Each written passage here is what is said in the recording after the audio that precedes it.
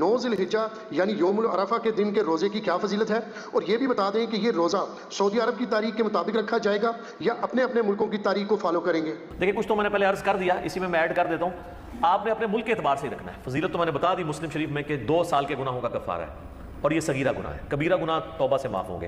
اس کو سپورٹیو حدیث ہے صحیح مسلم کی کہ اگر کبیرہ گناہوں سے بچا جائے تو ایک نماز سے دوسری نماز، ایک جمعے سے دوسرا جمعہ، اور ایک رمضان سے دوسرا رمضان درمیان کے گناہوں کا کفارہ ہے، اگر کبیرہ گناہوں سے بچا جائے۔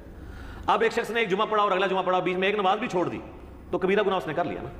تو کبیرہ گناہ جو ہے وہ توبہ سے معاف ہوں گے اور اپنی اصلاح کرنے سے۔ صغیرہ گناہ آٹومیٹکلی معاف ہو جاتے ہیں بغیر توبہ کے بھی، نیک اعمال کی وجہ سے، جو قرآن پاک میں ہے نا کہ نیکیاں جو ہیں وہ گناہوں کو مٹا دیتی ہیں۔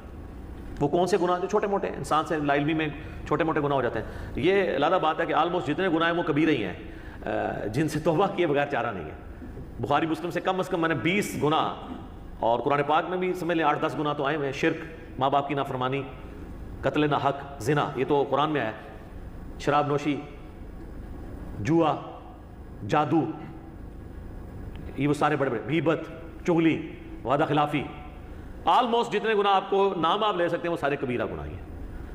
تو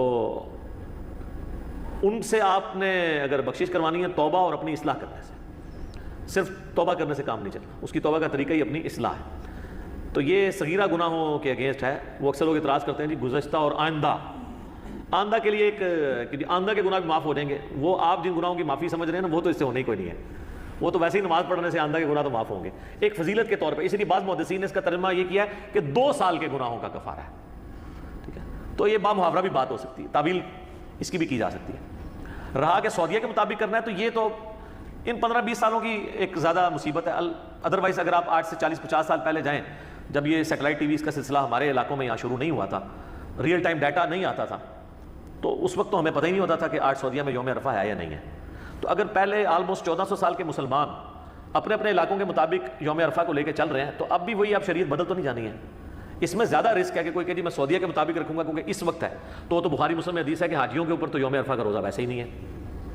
نبی الاسلام حج کے دوران صحابہ نے آپ کو پیالہ مشروب کا پیش کیا، یہ چیک کرنے کے لیے آپ نے روزہ تو نہیں رکھا، تو آپ نے پی لیا، تو صحابہ کو پتہ چل گیا کہ غیر حاجی کے لیے روزہ، حاجی کے لیے نہیں ہے۔